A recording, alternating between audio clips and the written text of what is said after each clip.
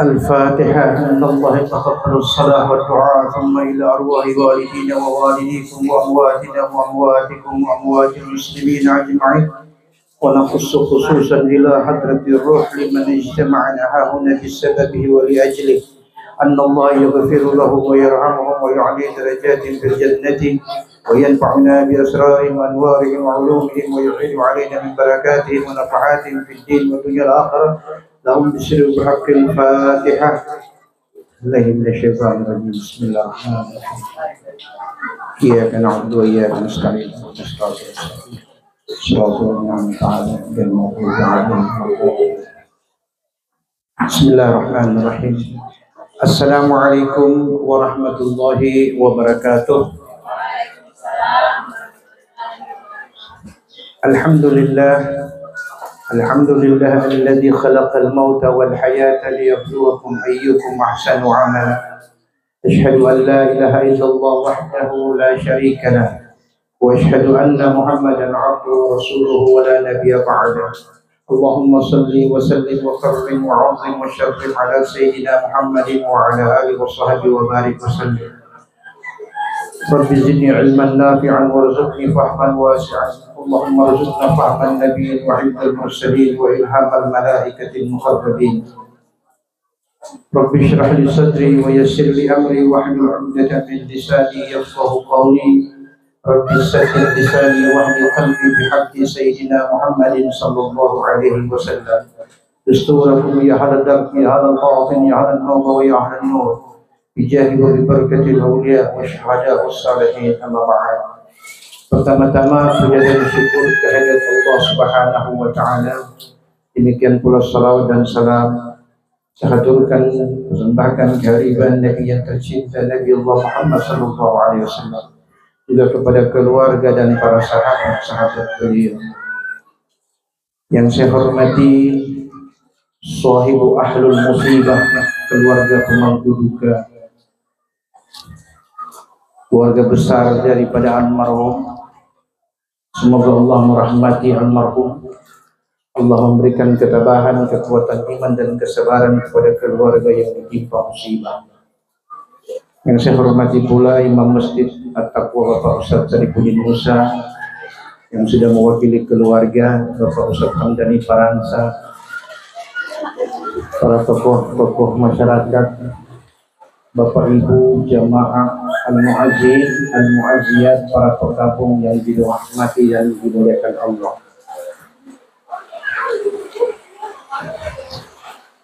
Siang hari ini menjelang sore, saya baru kali ini ceramah tidak ada orang di depan. Saya menghadap tembok. Saya bingung, mau ke samping ada orang, ke sebelah ada orang, di belakang ada orang, di depan tidak ada siapa-siapa. Allahumma anzil hawalaina wa la alaina ya arhamar rahimin bi karim Nabi Muhammad sallallahu alaihi wasallam. Bapak Ibu jamaah pekabung yang dimuliakan yang dirahmati Allah, ada sebuah ungkapan syair yang disampaikan oleh para ulama-ulama ahli tasawuf. Mereka mengatakan begini: waladatka ummuka yabna adam bakiyan wan nasu hawlaka yarzuquna surura fa'mal li nafsika an takuna idza bakau fi yaumi mautika bakiyan masrura. Artinya, ibumu telah melahirkan engkau wahai anak Adam. Di saat engkau lahir, manusia di sekitarmu tersenyum bahagia karena kelahiranmu.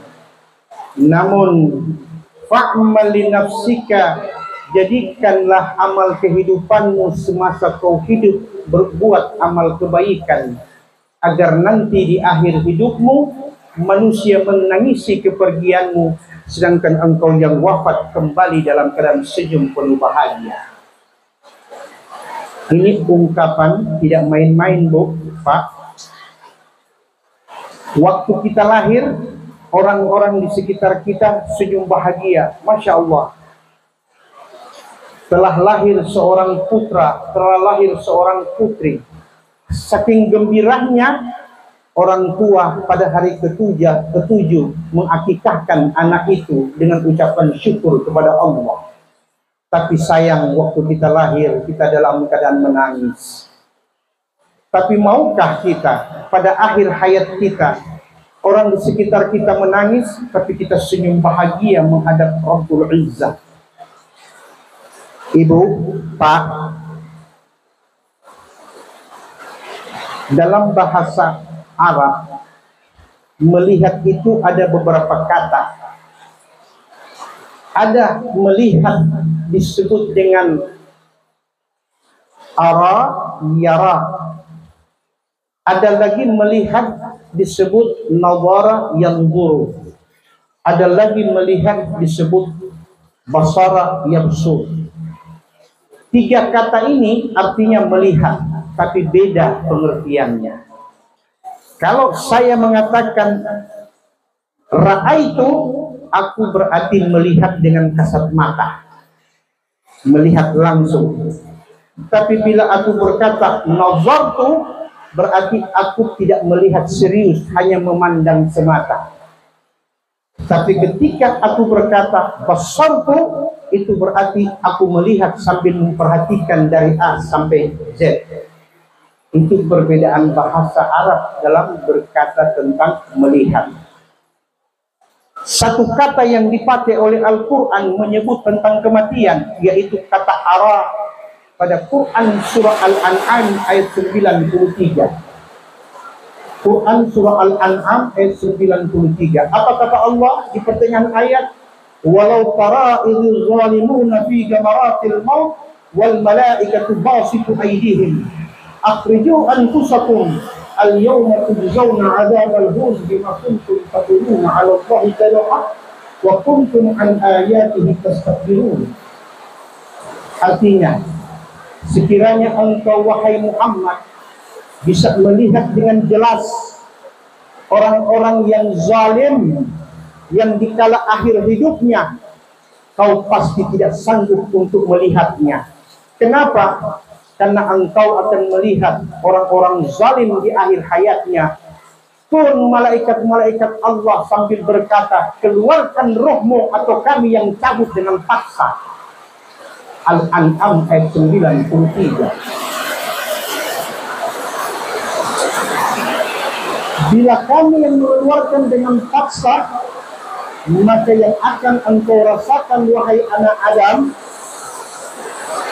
1000 tusukan anak panah, ribuan pedang melukai tubuhmu. Semua itu akan kalah sakitnya dibanding ketika ruh meninggalkan jasad.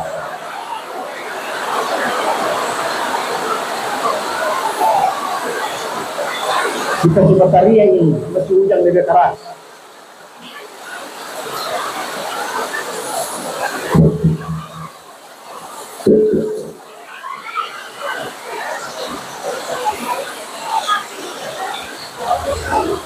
Lari kanan kena hujan, lari kiri kena hujan.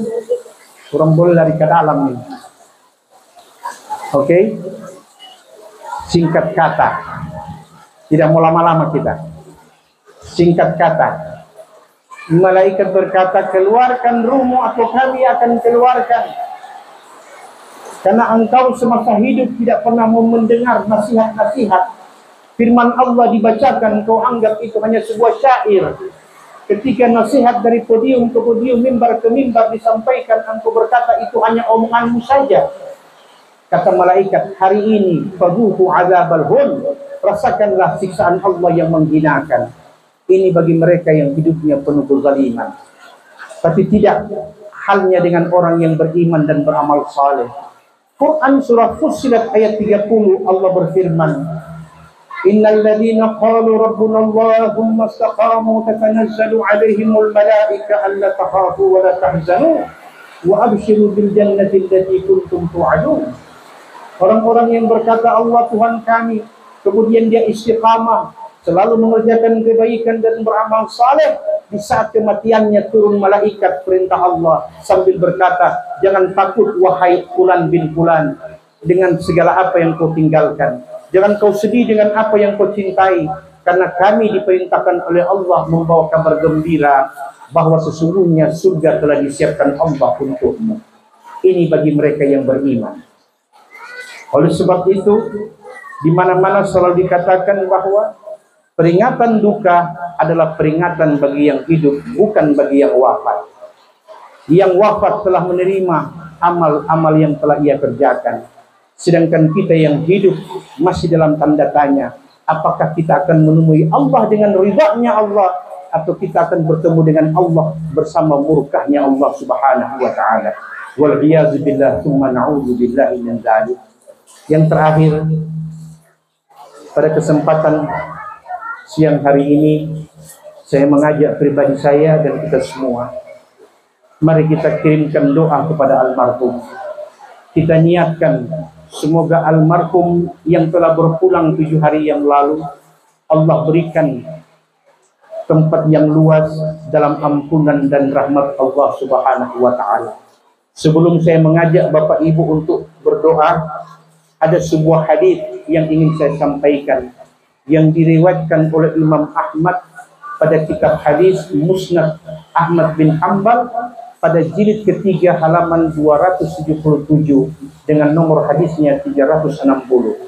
Apa kata hadis tersebut? An Jabirin radhiyallahu anhu qala kharajna ma'a Rasulillah sallallahu alaihi wasallam ila Sa'd bin Mu'adz hina tuwfiya falamma shalla alaihi Rasulullah sallallahu alaihi wasallam wa wada'a fi qabrihi wa suwiya alaihi turab sabbaha Rasulullah sallallahu alaihi wasallam fasabbahna tawila thumma kabbara fakabbarna faqila ya Rasulullah lima sabbahta wa kabbarta qala Rasulullah sallallahu alaihi wasallam laqad tudayaqu ala hadzal abdi salih qabruhu hatta farrajahu Allah anhu, rawahu Ahmad. Artinya Nabi mengatakan, diriwayatkan oleh Jabir, bahwa sesungguhnya suatu saat mereka keluar bersama Rasulullah SAW menuju rumahnya Sa'ad bin Mu'adz, seorang sahabat Nabi yang saleh yang wafat kala itu. Ketika Nabi sampai, Nabi salati jenazah Sa'ad bin Mu'adz, kemudian Nabi ikut memakamkan jenazah beliau. Dan beliau meratakan kuburan Sa'ad bin Mu'adz sambil beliau tiba-tiba bertasbih mengucapkan subhanallah, subhanallah, subhanallah, subhanallah. Apa kata sahabat? Fasabbahna tawila.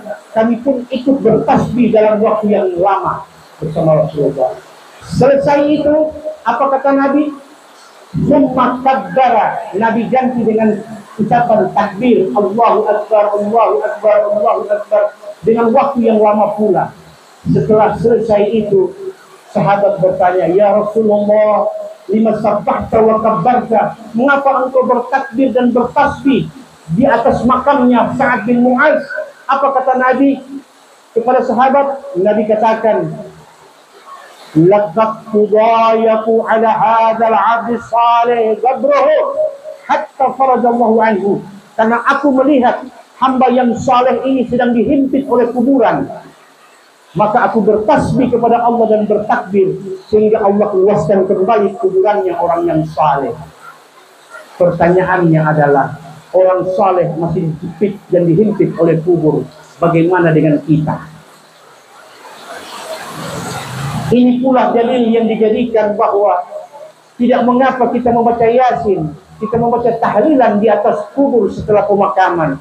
Dalil yang diriwayatkan oleh Imam Ahmad pada jilid ketiga Musnad Ahmad bin Hanbal halaman 277, nomor hadisnya 360. Hadis serupa diriwayatkan oleh Imam An-Nasai juga. Ini dalil yang dipakai oleh ulama. Jadi tidak benar kalau ada yang berkata tidak sampai pahala bacaan tasbih takbir kepada yang wafat. Wabillahi taufiq wal hidayah. Assalamualaikum warahmatullahi wabarakatuh.